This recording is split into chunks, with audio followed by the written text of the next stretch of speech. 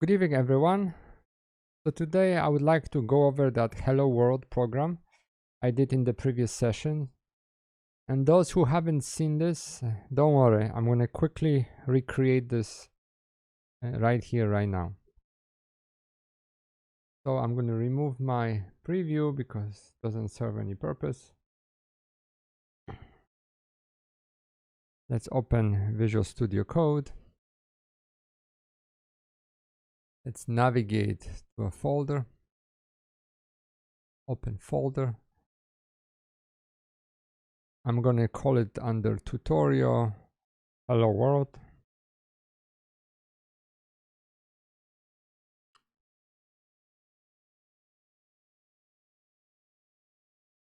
Maximize this. Then you go to terminal, new terminal, and type .NET new console. I want to show you what happens if you leave off the console element. So it gives you all the options that you can do when you run this command. So the most interesting part are the templates. So here you can see there's a variety of different projects that you can start. And what's good about it is that those templates create a full-blown application that you can just run it off the bat and see how it works. So you can have a website, you can have a web API. We are going to do the console version. Let's go back here, let's do it again. .NET space new console, enter. Restore succeeded. So here we are. Hello world.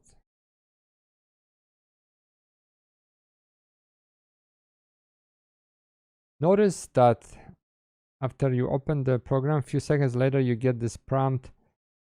You are required assets to build and debug are missing from Hello World. Add them. So what happened if you miss this? You click somewhere, you move around, or you say not now by accident, right? I cannot run my program right now because I don't know. I click no. So don't worry about it. You hit the run button on the left side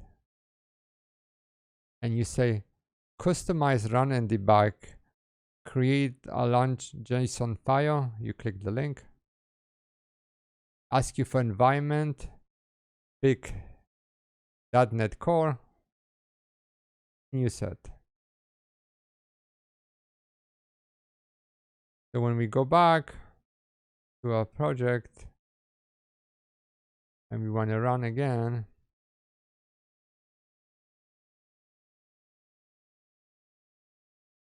here is our answer. Hello world.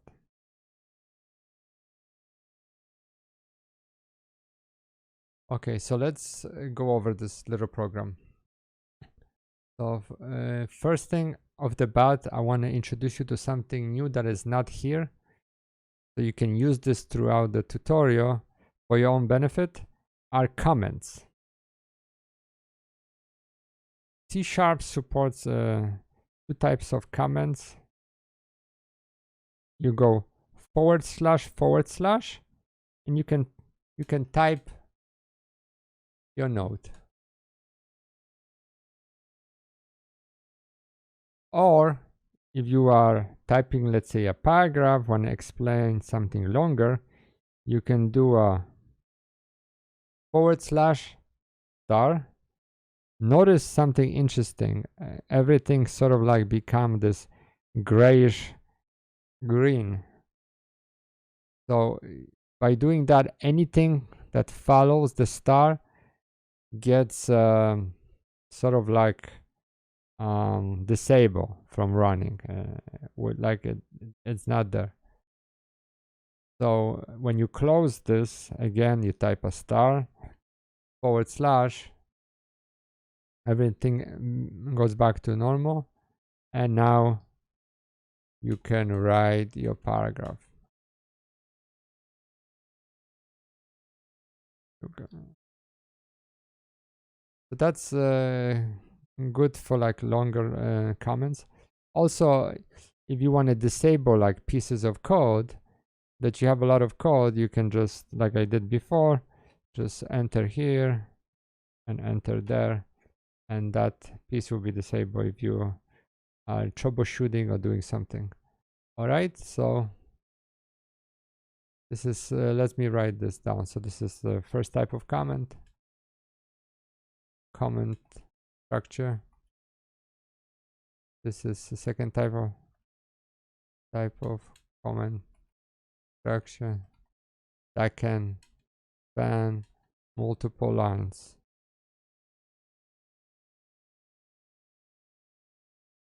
Okay. So next thing I want to bring to your attention is the next line, using system semicolon.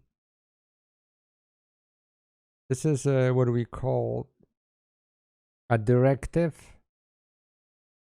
and by saying using system, you are importing another code from somewhere else to use in your project. Don't worry also about like definitions, directive, statements, expressions, and stuff like that. Many developers, after years of experience, they still don't know what these things mean. So don't go crazy with definitions. Most important thing is that you can do the job efficiently and within budget, and that it works well. So what is this exactly, this directive? So let me give you an example. So think of this, let's say you're in a shop and you are building or repairing a car, right? Right now you only have your bare hands. But if you want to use tools, right, you will say using tools. So this makes your tools accessible for your car repair. So that's what's happening here. By saying using system, now all of a sudden I can use whatever system provides. So this is an example of a name-based directive.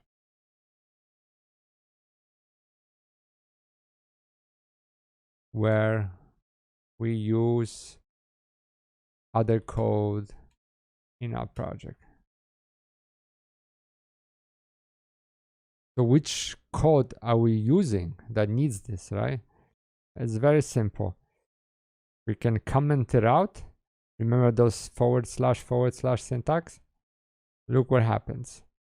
I comment it out, and all of a sudden, console becomes underlined, and when you hover over it with your mouse, you notice there's a complaint. The name console does not exist in the current context. So that means my program has no idea what console is. So by enabling using system again, it comes back. Another thing I want you to point out, notice semicolons. So semicolons are important because they terminate a line. If you leave off a semicolon, look what happens. You get another squiggly, and it will tell you that semicolon is expected. So keep in mind that C# using Visual Studio Code will help you out if you screw up here and there. So don't worry about making mistakes. Another thing quickly I want to let you know, if you don't want to like use the using system directive, you can actually type system dot console. So which makes system available only for that line. When you declare it on top here, it makes system available throughout that file. So let's do it the initial way.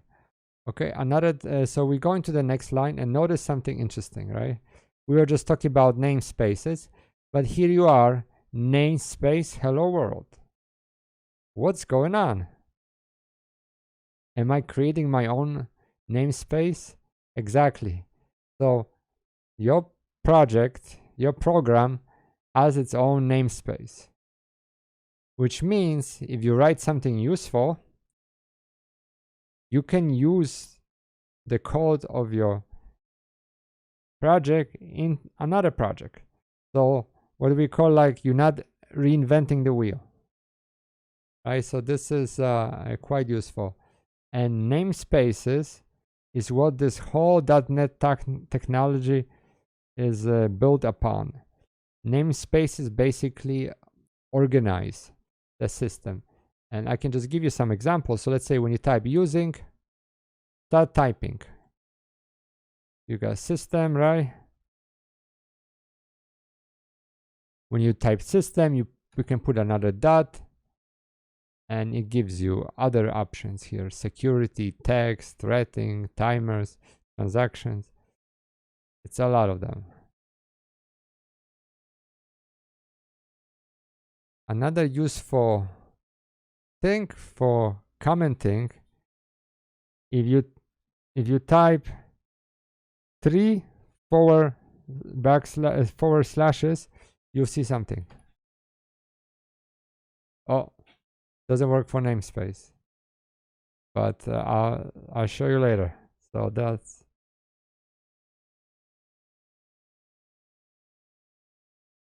something that it's a shortcut to describe what your piece of code is doing. Doesn't work on namespaces. But let's check the next piece. We have something called class program. Oh no, classes, object-oriented programming. I'm lost. Don't worry about it. Classes are nothing but schematics. So when you create a console program, they just create a class for you called program.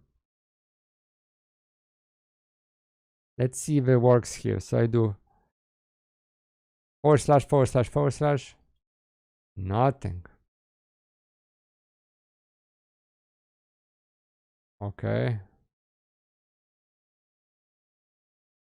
So what is this schematic things I'm talking about? Well, let's take, for example, a car, right?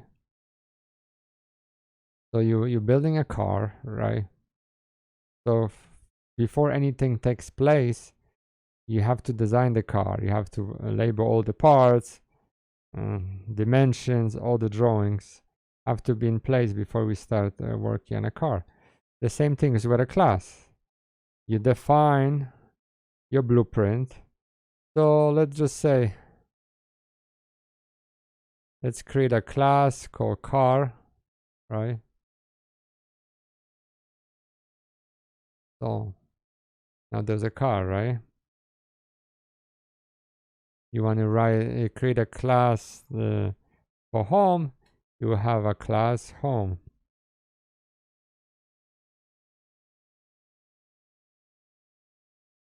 So at this point, that's all I'm going to talk about classes, because I don't want to introduce a little bit advanced subjects into this matter this early, but just to show you that, you know, you create classes for the blueprints that you want to use. And another thing good to notice, that you see it says 0 references, 0 references, and 0 references. This basically tells you that whatever you wrote at this point is not used anywhere else. If something would be using that class, a reference counter will go up.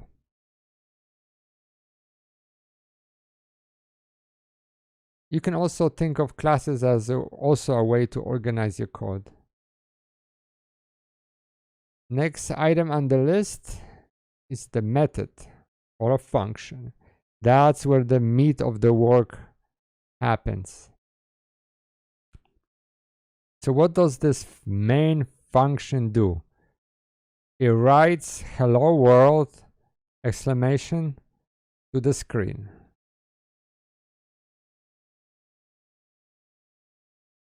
So something interesting here already is that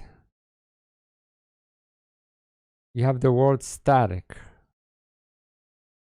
Static means that something is shared by all, as opposed to non-static, which we make a copy of something, right? So car, let's demonstrate with a car. So car, each car can have color, engine type, right? They're all unique to every car, but every car drives, right? So I can create a method called static void drive, right? When I go more into the details of classes, this will make more sense. Void. What is void? Is this like a black hole or something? Well, sort of. Void means that main would do its thing and that's it. You're not getting anything back. So it's like you are telling someone to do something, they'll do it, but they will not come to you and say, I'm done, right? That's how you can think of it, right? So let's demonstrate this with a car, right? So let's put something that makes sense, right?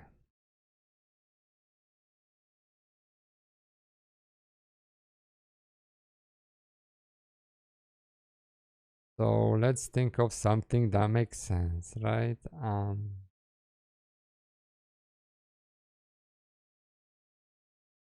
Let's say static Boolean, right?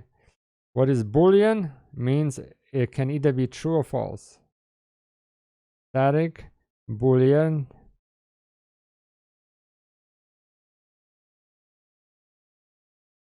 is it a lemon, right?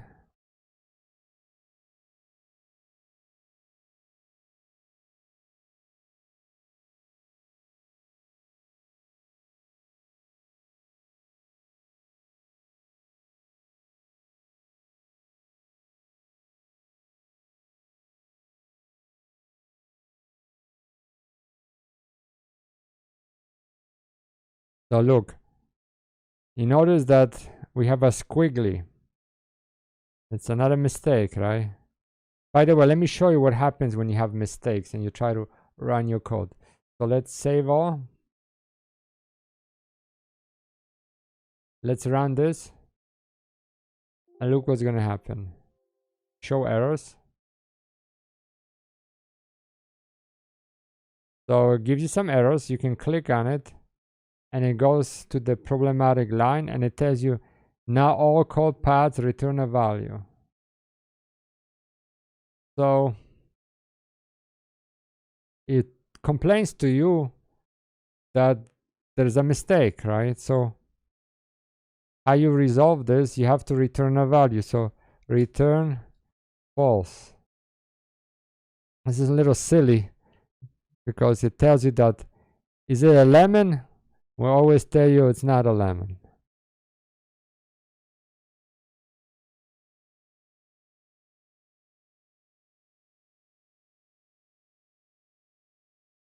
Okay, it's still complaining, but when we run it, it disappears, right? So sometimes there could be a little delay by the time the squiggly figures out what you did. So just be patient, or you can just run it like I did to maybe force the issue. Function have parentheses. So parentheses can be either empty, like you see on a drive, or can contain values, arguments, right? So let's create another class called mathematics, right?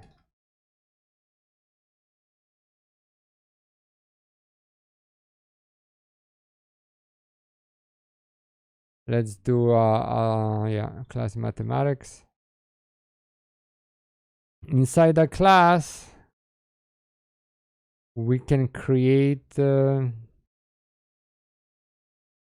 method called add two integers, right? So it will be int. Let's just call it static.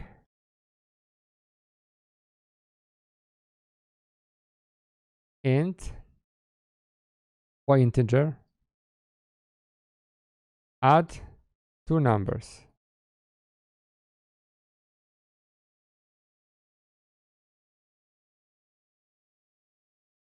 Return 2 plus 2. Right? So let's look at this, right? So add two numbers, return 2 plus 2. So every time you call it, it will give you 4. So how would you call this, right? You go mathematics. Oh. By the way, when I type and the stuff that you see open up in the little window are like notes that you can pick. This is called IntelliSense. Hints, notes, yeah. So type mathematics, and when you put dot, does it give you anything?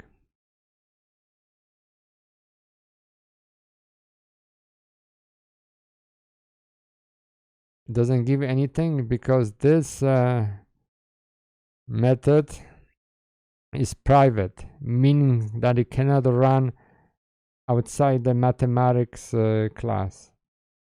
That's another thing we're going to go over when I look at classes, but here we can say, for argument's sake, public.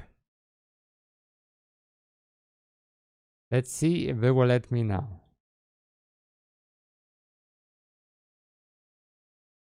It gave me add two numbers, right?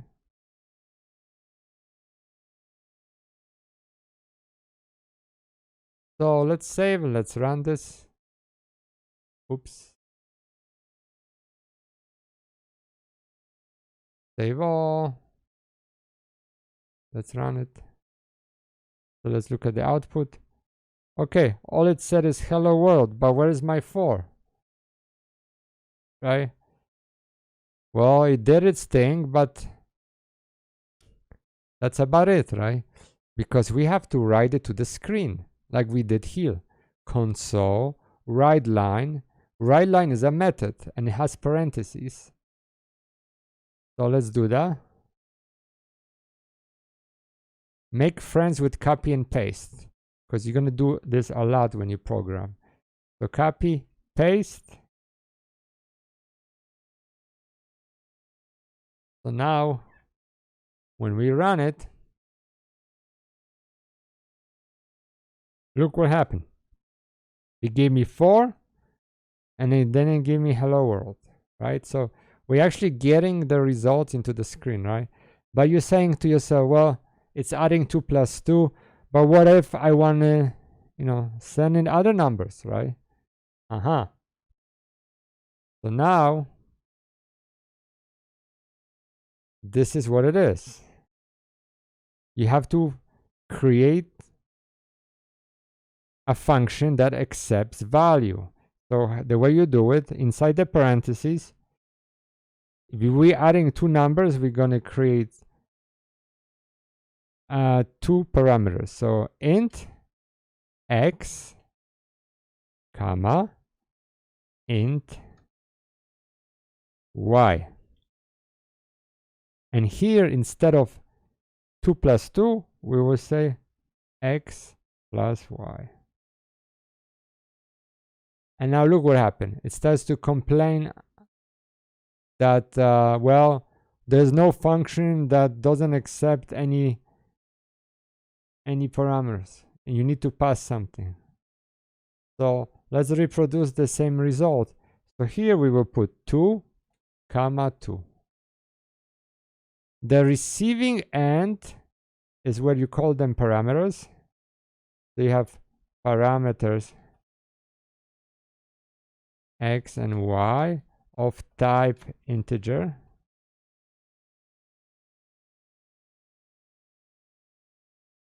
And here we have arguments 2 and 2. So let's run this to confirm we're getting a 4. Another thing, it's good to run your program often, because think about it. If you create a mistake somewhere, and it's, let's say, logical error that will not show up on the screen and tell you did something wrong, it's easier to debug smaller pieces.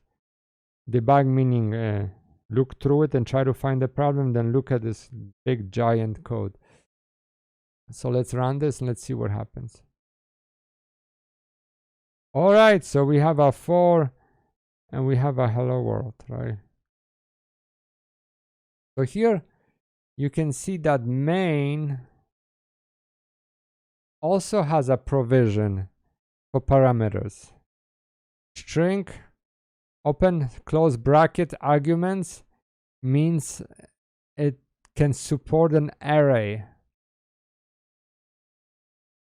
Array, it's a variable which I'm gonna define. Let's define first a variable, right? So before we start talking about array, let's define a variable, because we used it here. Let's define what it is. So when I say int result, I have created a variable, declared a variable. Declaring a variable named result of type int. So you can think of variables as buckets. So here you're saying, I created a bucket called result, and this bucket accepts one integer. So when you say result equals 5, now there's a number 5 inside that bucket, right? If you're saying result equals, let's say, flag, right? It will tell you you cannot implicitly convert type string to int. The bucket rejects. The bucket says, listen, I need a number. You're giving me text. I don't accept. Right? So that's an example of how buckets work, right? But let's say, so let me show you the application of this. So we have a result equals 5. Now check this out. I can say result equals to this function, right? So now add two numbers, will do its thing, come back with a 4 and stick it into result. So when we type result here, console write line print result to the screen, what do you think is going to be? 5 or 4? Let's see it.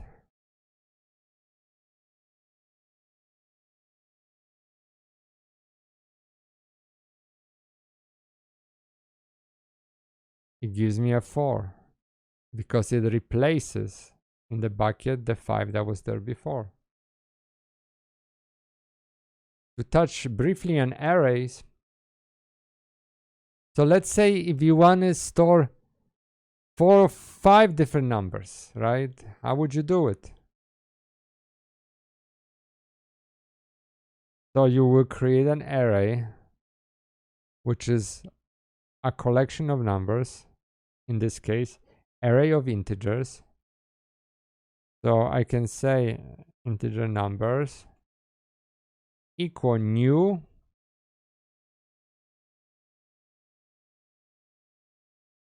and you specify how many numbers are you going to put in there. So I say 5, right? So create an array of 5 integers. That means I can store 5 different numbers. So how do you store the numbers inside? You go numbers 0 equal 1, numbers 1 equals 7, all the way up to 4 equals. So you're saying, why are you saying all the way up to 4 if you set 5 over here? Well, when we indexing an array, like we do here, we starting the count with 0. So you go 0, 1, 2, 3, 4, and you're already at 5. So you say, okay, you know what? I don't believe you. I have my 5. I put my 10. Look, no squigglies. You're a bad teacher. You don't know anything. Okay. So the program is not complaining. We're not getting any squiggly. Let's run it, right?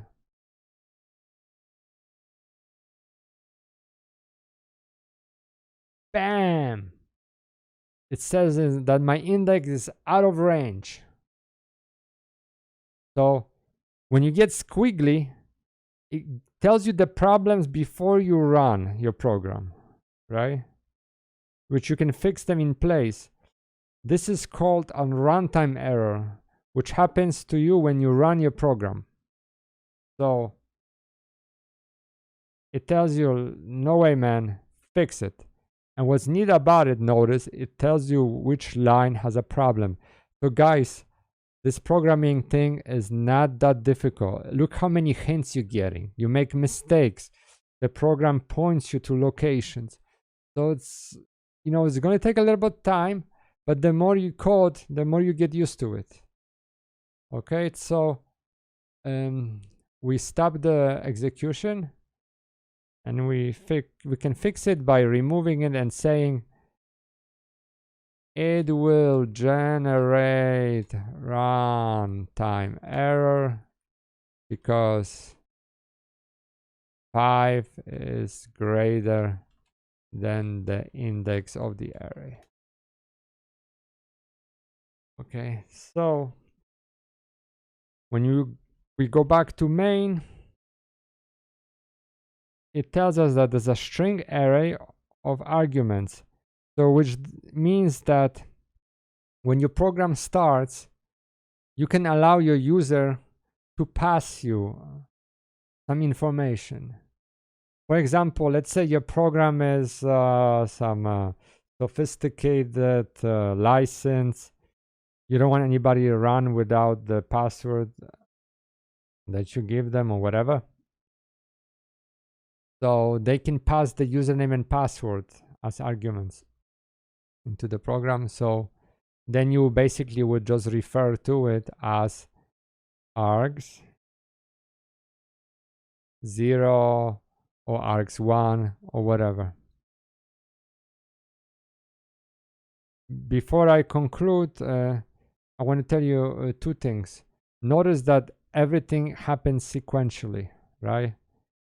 So because I set the result equal to 4, after 5, result becomes 4.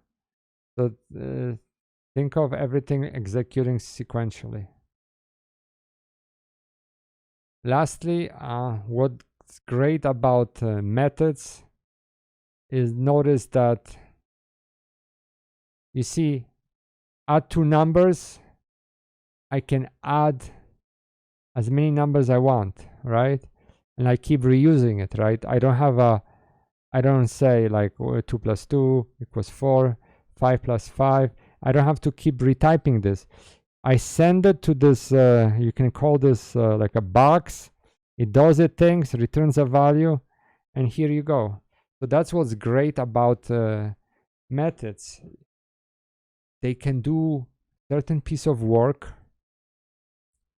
and they give you back the result. And now let me show you something.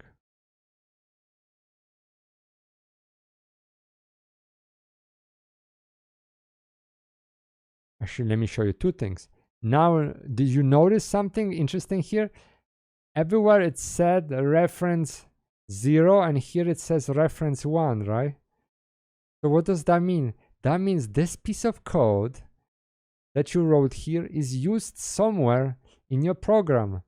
But you're saying, man, I wrote a program that's 1 million lines of code. How am I going to find this thing? Well, you can double click on reference and it will show you the places that use it. Look at this nicely highlighted, right? Isn't this amazing? Now you're saying, okay, let's say you are here on the other point.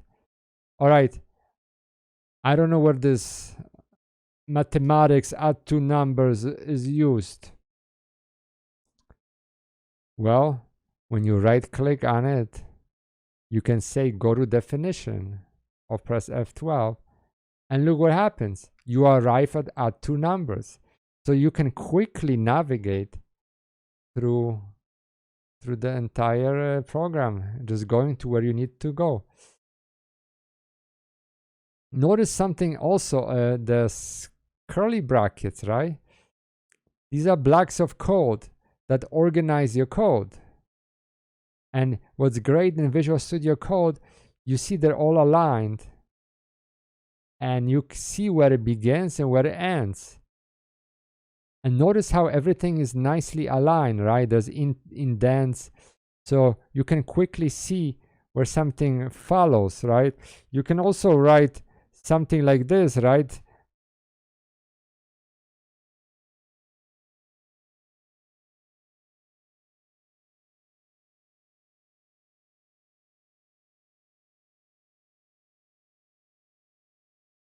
But look how hard it is to read this, right?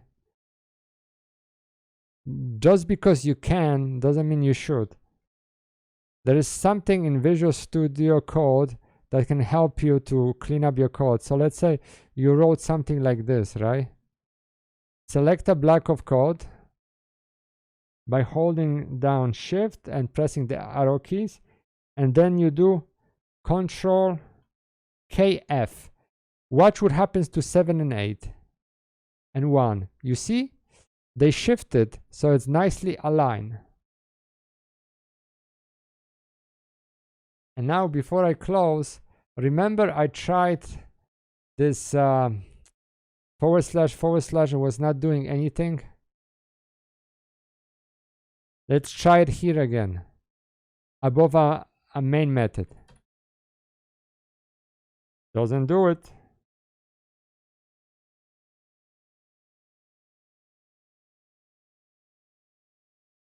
Well, I guess it doesn't work.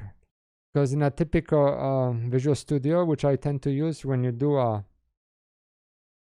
3// it will give you an option to put comments, so you can document your main function, your classes, and your namespaces. Don't worry, guys, I was not losing it. But you know, I will try to figure out how to do it, and if I do, I'll let you know. So thank you so much, guys, for watching, and please do not hesitate to ask questions in the comments. I'll do my best. Thank you for watching. Please subscribe. Bye bye.